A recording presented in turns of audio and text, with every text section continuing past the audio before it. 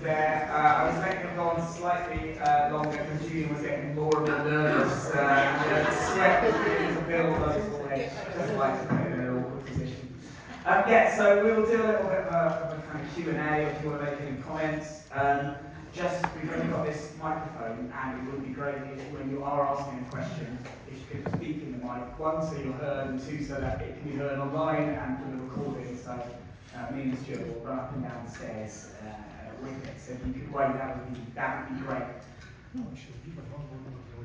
Okay, I'm running. Stuart, just say I'm running. Say that.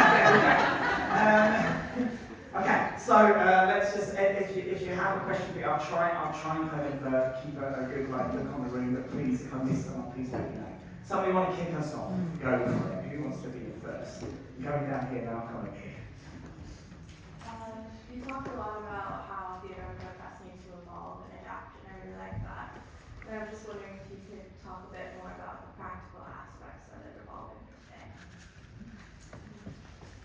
One by one? People? Questions? Two or three? Yeah, okay, yeah, one here. Thanks. We mentioned Avatar, but we were thinking about The Matrix. And I was just wondering whether you think there's a point where things will break. We'll get to a point where saturation or attention is such that things will break. So.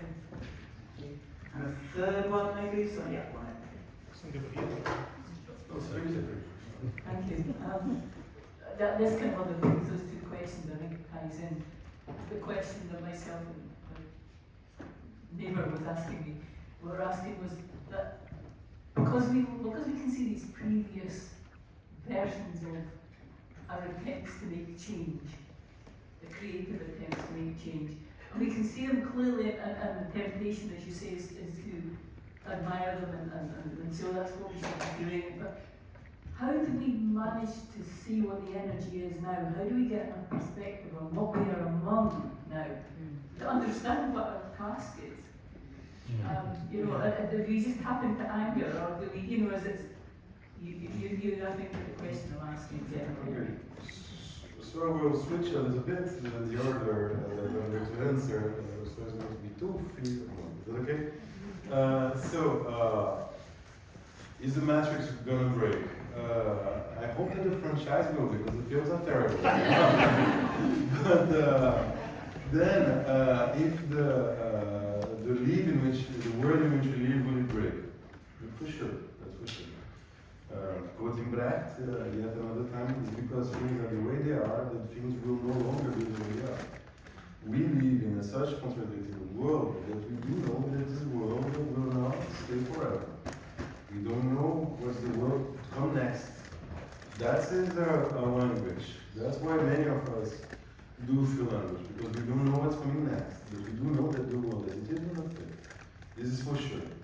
There is 2 things, at least, that are very clear on the horizon in most of the countries where I'm living. A worldwide thing, the other one is worldwide too, but not in all the countries. The first one is the ecological catastrophe that we are heading to. I don't know how was 23, the feeling of 23 here in Scotland. In Brazil, it was terrible. The year 2023, it was terrible. There was heat like never before. And in the world, I don't know if you know about that, but there was a day that was the most, the most heat. The warmest day ever in the story of humanity. And then, the day after that, break the record of the previous. And then the day after that, break the record of the previous. And 60 days in a row, in 2013, we had the warmest day ever in the story of humanity. There is research that are being done by serious people that are saying that in 2050, Rio de Janeiro will lose 5% of its territory to the sea. Rio de Janeiro, the city in which I live. Ask yourself about the city in which you live. Because it's very unlikely that if Rio loses 5%, you don't lose anything at all. Imagine the mass displacement that will occur. Imagine the lack of resource that will happen because of this. The world as it is not sustainable. But the answer that we are having for this harsher world is the repressive answer, is the authoritarian answer, which is the second thing that is on the horizon. In many countries in the world, I don't know about Scotland, but there is a rise of fascism. There is a big rise of fascism. We run the risk to see Trump being elected again as the president in the US. We run this risk. We run the risk to have not Bolsonaro being elected, but to have another fascist being elected in 2 years in Brazil, 2 years and a half. And I'm mentioning Brazil because I live in Brazil, but also because there is something called Amazon forest in Brazil. Something that is not even safe with Lula, because Lula wants to extract oil from the Amazon River. That's what he wants. Not even Lula is making it safe, because we live, as we said this morning, in a world in which we cannot imagine another world in which we don't need to destroy in order to survive. We don't know what this world is. We don't know what this world is. And we are seeing the rising of fascism, we are seeing the rising of the risk linked to the ecological catastrophe, and we need to organize in different manners to face them. We failed the generation that is coming after ours. We failed. And we need but we are still there. And so we need to invent things right now. How to imagine them? It's a test and try. Look, if you read Brecht, if you read the Piscator that came before Brecht, but if you read Brecht, his life was an amazing succession of failures. According to who? To Brecht himself. Piscator was an amazing amount of failures. According to whom? To Piscator himself. If you read the political theater book, that's political theater. It's an amazing book in which he tells failures after failure of his life. I tried this and then I tried another thing. I tried this and tried another thing. There is an author that I believe is Scottish. He says something like fail again, fail better. No? Sorry again? Exactly.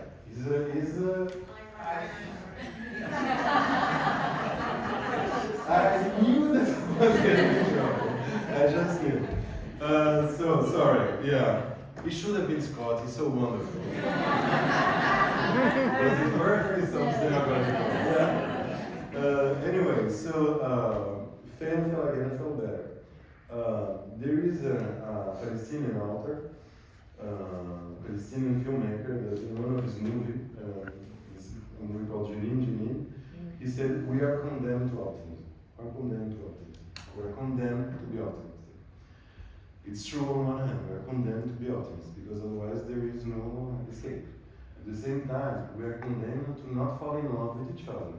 Oh, it's amazing what I'm doing here, it's amazing what we are doing there.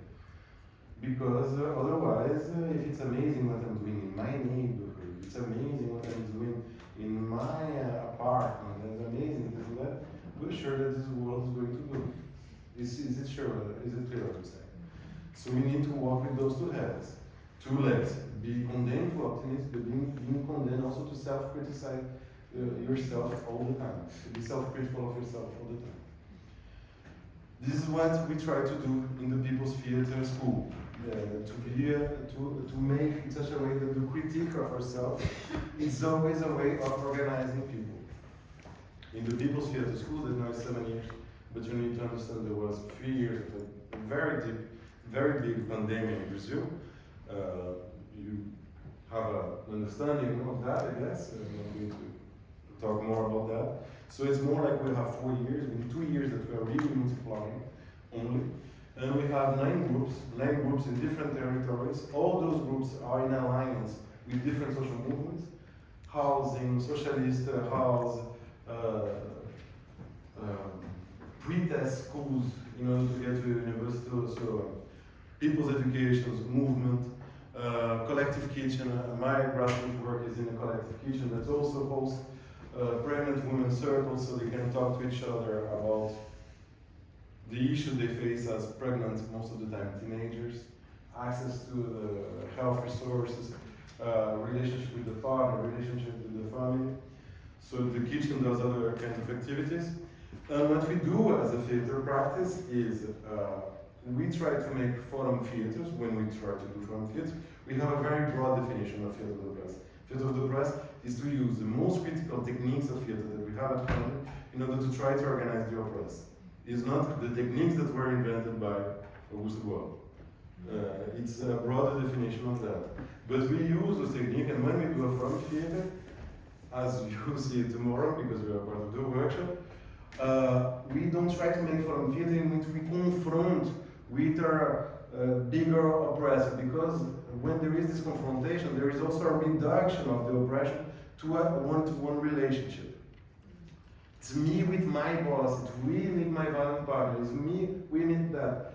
But all those relationships are mediated, and in fact they are created by the society around. And sometimes, not only, but we need to consider also the role, not the responsibility, but the role of other oppressed, that are oppressed by the same kind of oppression, but are not willing to do anything about it. That are willing and not willing to do anything. That have inner contradictions that makes for them very desirable to change and very fearful to change. It's loaded of fear to change, it's loaded of desire for change. Workers in a factory, let's change, let's have a strike. There are loads of reasons why they want to, there's loads of reasons why they're afraid of it.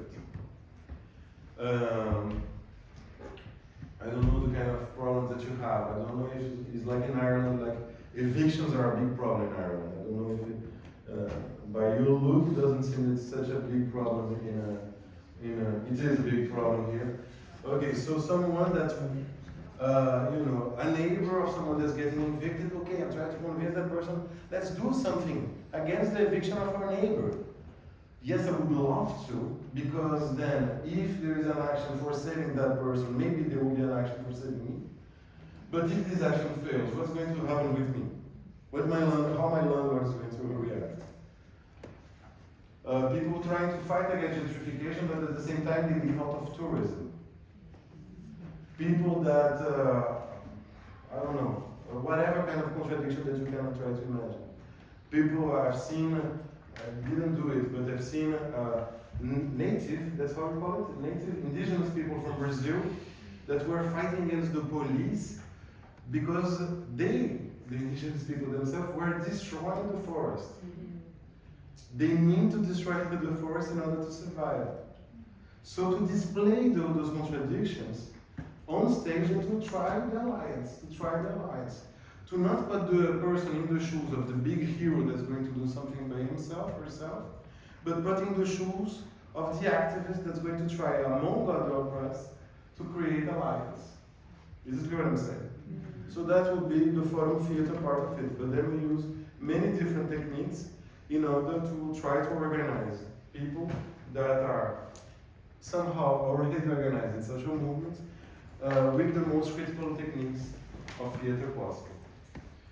Just one word, because maybe why to do that with activists, no? Because many people that enter into social movements, they are not activists of the social movement in which they enter. By that I mean, you go to one of those pre-test schools, pre-test in order to enter the university. Why do you go there? Because you want to enter the university. You want to sell your working strength at a bigger price. You don't want to change education in Brazil. You don't want to change your working conditions in Brazil. You go there because you have a self-interest. You go into the housing movement because you want a house for yourself. And obviously, I don't have anything against that. But in order for this person to have a good life, she needs better than just entering the university. Better than having a house for herself. And I believe that theater can be one of the ways in which you go from the self-interest to something wider. And that's why we work inside social movements. Is it clear what I said? Yeah. I think we have a question online. So this is from Neil. Neil's asking, and I'm quoting here, you talk about the evolution of theatre of the oppressed, but given the political turbulence, do you think you need to be involved in the work your dad did with the legislative theatre too? So 2 or 3 more persons. A couple more from this side. Thank you. I'm very interested in the impact of theatre of the press. I'm wondering in the social media era, compared with other activist methods, for example, hashtag activism, Me Too movement online, social media, so people easily to shoot video, put it online, create a movement easily. So compare with those kind of new activist methods. So what's the strength or advantage of theatre of the press? Because as far as I understand, it's more like a traditional theatre practice, right? So do you want to use any like social media or technology to create more impact? Thank you. Okay, one more. Yeah. No, I appreciate the way you're describing theatre, press, and education and so on as being ways of adapting to a destructive system as much as being a way of possibly changing it. I'm wary of you talking about kind of the rise of fascism as if there isn't a force at work within the context in which that's rising. Like it sounds almost like it arises from human nature rather than there's a set of conditions, a system at work, which means some people are benefiting hugely and others aren't. And I guess I'm just the political aspect of what you're describing here, that connectedness between people in terms of actually not just identifying a situation which they then have to adapt to, but actually identifying how we can create something very different. Because there are many other cultures in the world acting in many other ways. A bit slower. I'm so sorry. Slow. Do you understand? Or you want me to repeat? You know what I said in the workshop? Yes, I do. It means I'm You want to Yes, can you summarize it a little bit? Just what's the political aspect of what you're doing? What are you proposing in terms of an alternative system we've got, rather than just using theatre for the oppressed or education to adapt to it? That's it. So the three questions are in the same realm, so thanks for that. Legislative theatre. For those that do not know about legislative theatre was invented by my father too, as a way to move away from the idea that we are going to just to have a forum theatre, we're going to talk about the issues, and then we're going to leave. But it was my father that got elected as a councillor in the city of Rio, and then he would go with all the groups that he was able to create, because he was a member of the council. So in Brazil you have 20 council helpers, 20-something council helpers. That's a lot, it's huge. And then he hired 10 people that were multipliers of theatre of the press. And then he was able to create something like 19 regular groups, and non-regular groups there were something like 50. The groups in total was 50 in 4 years, so that's rather amazing.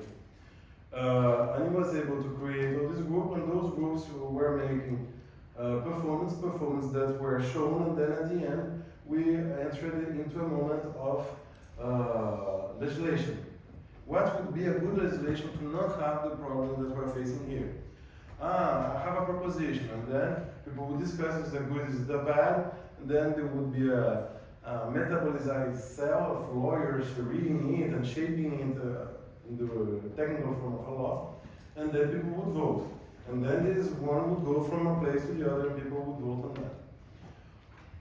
Again, I have no answer like this. What I'm interested in is the construction of people's power. Basically, what I'm interested in the self-determination of the people from a neighborhood, from a city, from a country, and then self-determinate.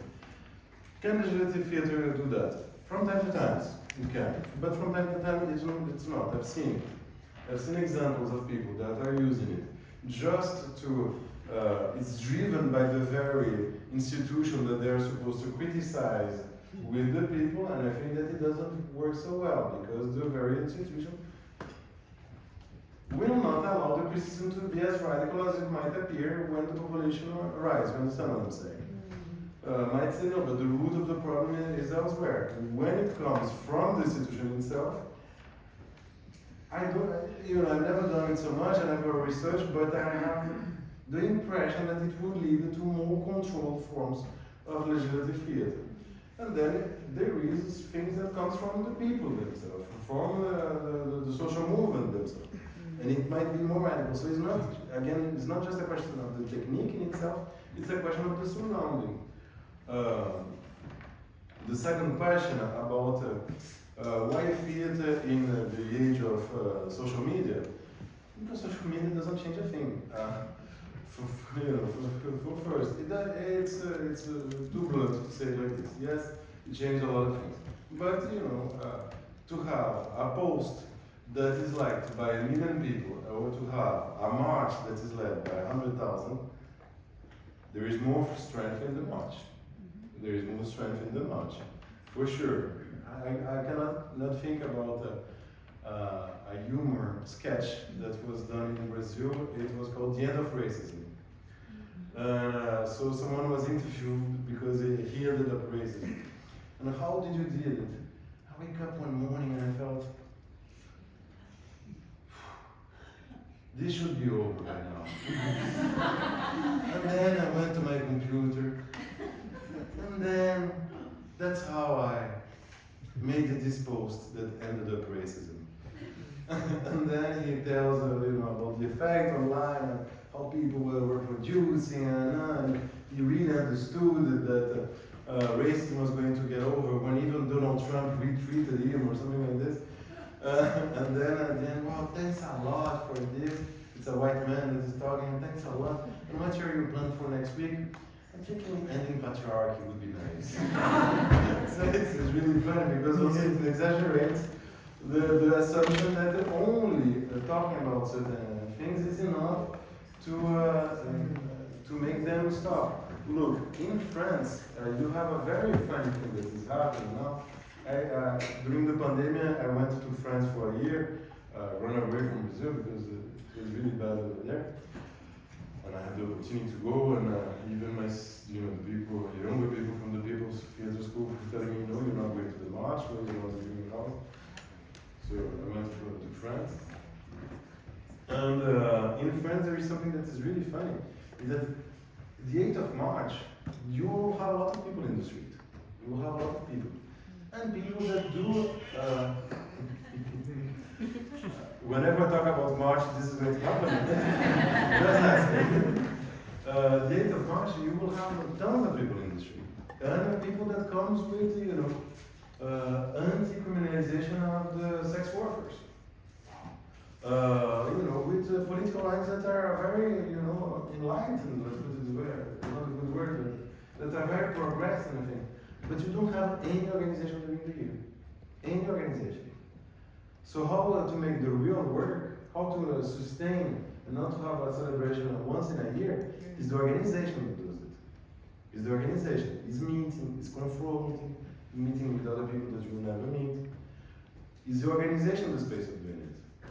When you take a pizza and you slice it many, many times, at the end of the day you have pizza. A very tiny pizza. You take monologue, you slice it in many, many different parts. At the end of the day you have monologue. In order to change, you need to engage with people that are different than you and engage in real dialogues. So you change, the other may change, the organization might change, and the society might change at the end of the day. But only by social media, I think it's giving too much power to something that I don't think it have that much power. For spreading out the word, for igniting things, maybe. But for the real work, it's still on the ground. It's still on the ground. Your question that I completely understood. So, what's the politics in it? What's the politics in it? Yesterday I was in a pub. I was in a pub yesterday with Gavin. And that's not the reason why I'm sick at all today. And in this pub, there was a huge television that was turned off. And there were people bringing their guitar, and one were playing to the other, with the support of the other, reappropriating themselves of any culture, of anything that they thought that was good for them to sing. So there were a traditional Scottish song, there were black music from the 70s, there were Hungarian songs being sung, and everybody was supportive of the other. And there was no audience, there was no performer. One could become the other at any point. They were supporting each other by clapping at the end, by also making the chorus of the others in a very tuned manner. And they were saying all the time, we are not only workers. We are workers and we are something else.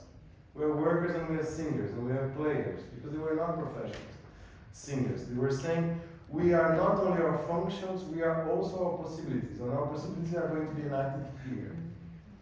What I saw yesterday as a cultural performance was a sparkle of communism. That's what I saw yesterday. That's why I got so emotional. Yesterday was the 15th anniversary of the passing away of my dad. And it was maybe one of the most beautiful because I saw a sparkle of communism in a place that I was not expecting to see. And what I tend to do is to give form, cultural form, to sparkles of communism. That's why I tend to. And one of those days I hope that the fire will ignite. Very likely I will have nothing to do with that. It's not going to start because of us. But I do believe that we won't start the revolution, we the people from the People Theatre School. But I also do believe that in Rio de Janeiro there is no revolution without us.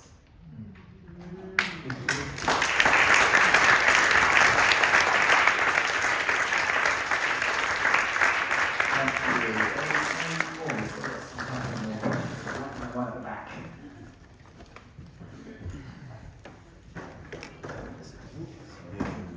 The television was out, so the symbol of the cultural industry was present and absent at the same time. Contradictions again, they make the same more beautiful. Thank you, Julian. It's amazing. I was really interested in this kind of idea of the politics of impossibility and social imagination. So one of the things that I see within communities, within colleagues, within society is the kind of Mark Fisher thing, the capitalist reality. There's no way to imagine something with capitalism. And so I'm interested in the role of theatre, the press, and other work to stimulate social imagination, to support the politics of impossibility. And the last thing, would you think that all education should be anti-capitalist education? Maybe that would be a way to That sounds so much like a real question. So what's your view?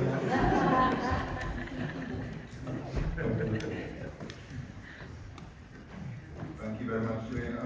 You have itemized several ways in which the world had changed since the 1970s when your father was instigating digital press. And in many ways it's changed, in many ways it hasn't changed. So, for example, the gig economy has broken down the social division of labour. It's in the interest of capital, just as the social division of labour was structured in the interest of capital. So the question is, does theatre of the oppressed have anything to say about analysing the oppressors? Because the oppressors are a social movement as well. They adapt to the times. They find ways of overcoming forces of resistance and changing their mechanism. And I'm sure that you wouldn't want a theatre of the oppressors, but is there a theatre that will help us to analyse the games that the oppressors are playing and find new ways to challenge them? Sorry, there's another one before we move on? That's right. Yeah. So your first question was, how did you name it? Politics of possibility. impossibility. Impossibility. Yeah. No, look. Basically, the way we study, the way we work in the People's Theatre School, is by trying to see the social contradictions, the political contradictions within the realm of the oppressed themselves. But there is other ways of doing political theatre, there is other ways of doing political movies, and I will talk about another one right now. That's not a way, it's a movie that I saw years ago now by this French movie director, documentary director, named Agnès Varda. She's rather famous, and she made a movie that's called The Beaches of Agnès Varda, which is an absolutely amazing movie, really, really beautiful movie. Yeah, at one point I should talk about my book, right? Making propaganda about others, and now I'm realizing that my book is there. But let's keep with Agnès Varda and the beaches of Agnès Varda. It's a beautiful movie. It's amazing. It's mesmerizingly beautiful, and it's so simple what she does. She talks about the death of her partner, and she have a text that is beautifully written. And what you have as the image that you see on the screen all the time is the woman that cries from Picasso. And it's beautiful, it's mesmerizing, it's completely beautiful.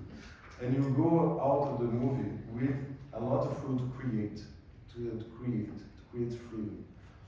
And it's not at all we from the people's theater school that try to understand the dialectics, the inner dialectics, the outer dialectics, to make us dialectic is another way, it's another path.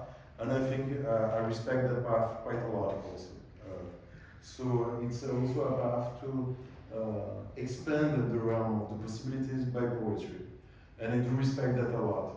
In Brazil, we had the National Museum that 5 years ago, or last 6 years ago, got fired. It was completely fired. It was one of the most important museums of the world by the number of items, and it was completely destroyed by the fire.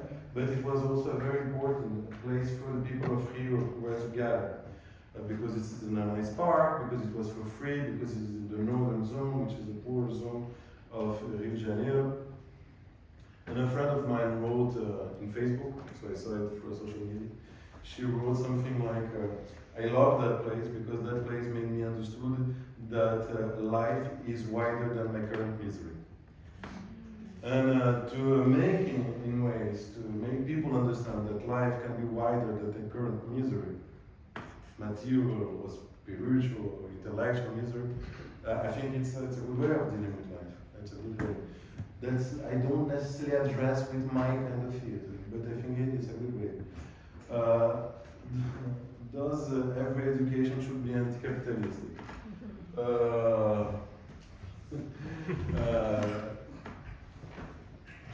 I would say that maybe I'm too idealistic on this one, but I would say that maybe too idealistic and too romantic on this answer, very likely.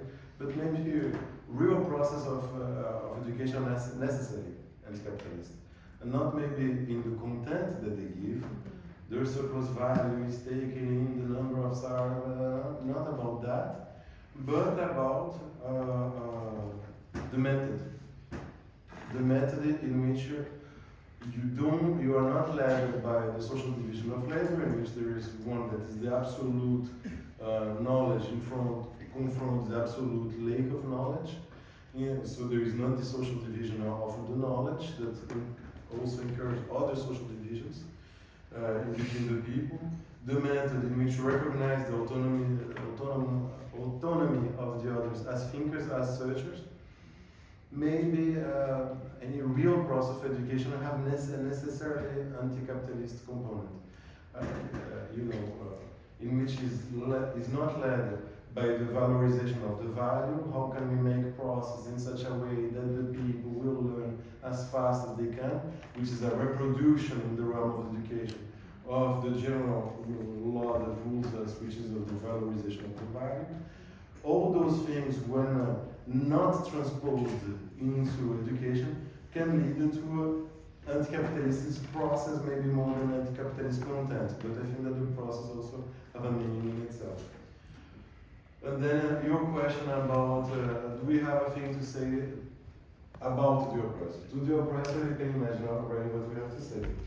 But to the oppressor, about the oppressors, what we have to say about the oppressors, and it's something that we were talking about this morning in the Theatre of the Oppressed workshop, is that we need to be careful in the depiction of the oppressor. Because there is certain depiction of the oppressor that will lead to the very dangerous idea that oppression is done or not done by the free will of the oppressor. We need to understand in which systems oppressors are caught up in such a way that there is no other relationship than the oppression. We need to understand that oppression, basically, is not an accident in our society, but is the very center of the society. And therefore, there is not a good use of certain values. It's an impossibility to have a good occupation of Palestine or Palestinian territory. It's an impossibility. There is not such a thing. There is not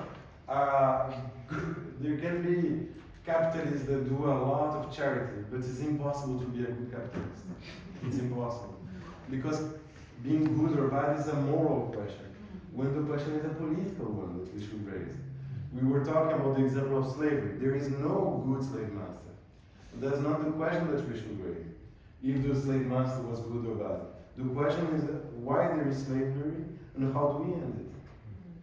So when we talk about oppressors, we talk mainly about oppression. And we try to understand that cars are not made for flying.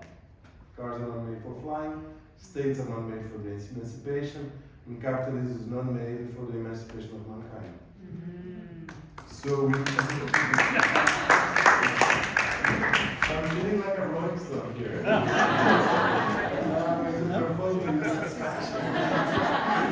So, no, but in all seriousness, we try to, we don't talk that much about the oppressors, and when we talk about the oppressors, we try to talk in Brechtian manner, let's put it this way. For Brecht, there was no, the oppressors were always full of contradiction. Maybe the best example is in what's the name of the player again? Mestre Pinchila e Criado Mate. Master Puntila and his and his servant Mati. Puntila, he's the boss. He hates being a boss. It's unbearable to be a boss. So what does he do? He drinks in order to forget he's a boss. But drinking makes him a better boss. Because he's going to say to the workers, come to my farm. We are going to be a family. You don't need a contract. For me, it's man-to-man relationship. Come to my farm. Then people go to his farm. Then the next day, when he's not drunk, you tried to use my goodwill when I was drunk in order to exploit me. You go out of my house right now. But Punchila, you said the other day, what I said when I was drunk is not the real thing. You go out right now. So the fact of being drunk helps him out in order to be a good boss. Also the good soul of caralho. It's not caralho, obviously. The good soul of Szechuan. So the good soul, you will see someone that receives an amount of money. A lot of poor people will go to her in order to get some money. She's pregnant, she needs to save the money. She invented to have a cousin, Shante and Shen Sui. So I forgot the name, I'm sorry. So she imagined to have a cousin, and this cousin will get out with the poor people, making the people even poorer. But the original character, she has a good soul, and therefore she's going to hire those people. But she needs her fake cousin to create the poverty for having cheap workers. Even her good thing serves the bad aspect, and the bad aspect serves the good thing. Good and bad are not the terms that I should use. But, her help can only be the poverification of the people, turning the people into more poor people. The charity and the exploitation are hands in hands. We try to be as good as Brecht. We don't have that much success, but we try.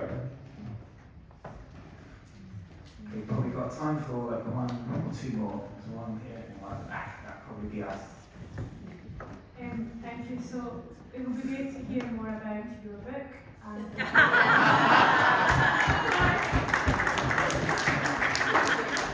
That's all. So it was your question?